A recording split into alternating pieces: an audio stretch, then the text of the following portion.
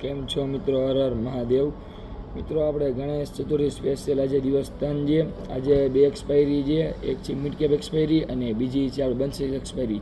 બેના લેવલ તમને ટેલિગ્રામમાં બતાવી દઈશ. એની પહેલાં વાત કરીએ આપણે નિફ્ટી 50ની અને બેંક નિફ્ટીની.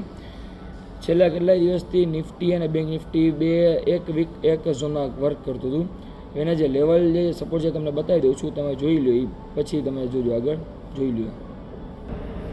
વાત કરીએ આપણે કે નિફ્ટીની, તો નિફ્ટી અત્યારે આઇસલેન્ડ રિવર્સ પેટર્ન તરીકે વર્ક કરે છે. તમે જોઈ શકો છો પિછલા ઘણા દિવસથી માર્કેટ એક જ ઝોનમાં કામ કરતું હતું.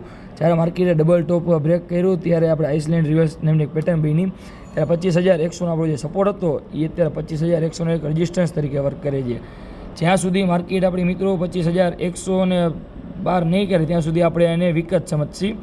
એના માટે આપણે 25,100 એક મેઇન રજિસ્ટન્સ છે જેને આપણે બ્રેક કરાવવું પડશે. એ જ રીતે 25,100 જ્યાં સુધી ક્લોઝ ન કરે ત્યાં સુધી વીક છે. જો અને માર્કેટ પડશે એથી વીક આપણે કહીએ છીએ. જો માર્કેટ પડે તો 24,500 સુધી પણ આવી શકે છે. હવે વાત કરીએ બેંક નિફ્ટીની મિત્રો, તો બેંક નિફ્ટીમાં પણ સેમ જ છે. 51,250નું જે સ્ટ્રોંગ રજિસ્ટન્સ હતું, જે પહેલાં સપોર્ટ હતું, જે રજિસ્ટન્સ તરીકે વર્ક કરે છે. જો આ 51,250નું રજિસ્ટન્સ બ્રેક ન થયું તો માર્કેટ આપણને ટૂંક સમયમાં પડે એવું પણ જોવા મળે છે. હવે એ ક્યાં સુધી પડશે તો કે 51,000 છે અને 49,700 સુધી પણ આવી શકે છે.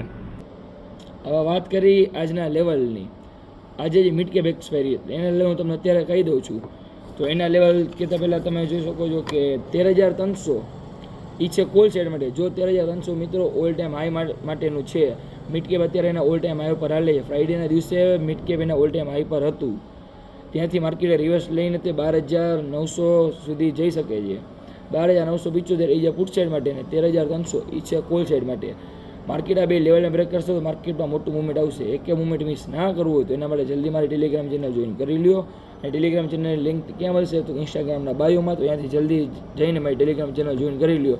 અને પોઈન્ટ બધા મેં જે પોઈન્ટ કીધા હતા ને નિફ્ટીના, બેંક નિફ્ટીના, એ બધા પોઈન્ટ માર્ક કરી લેજો મિત્રો. એ ઇમ્પોર્ટન્ટ માહિતી છે. જો એ નિફ્ટી 50નો 25,100નો રજિસ્ટન્સ અને બેંક નિફ્ટીનો 51,250નો રજિસ્ટન્સ, જો આ બે રજિસ્ટન્સ બ્રેક નહીં થાય, જો એની ઉપર સસ્ટેન નહીં કરે તો માર્કેટમાં મોટું ગેપ ડાઉન આપણને જોઈ શકાય છે. તો એના માટે એક મુમેન્ટ મિસ ના કરો, જલ્દી મારી ટેલિગ્રામ ચેનલ જોઈન કરી લ્યો. થેન્ક યુ મિત્રો.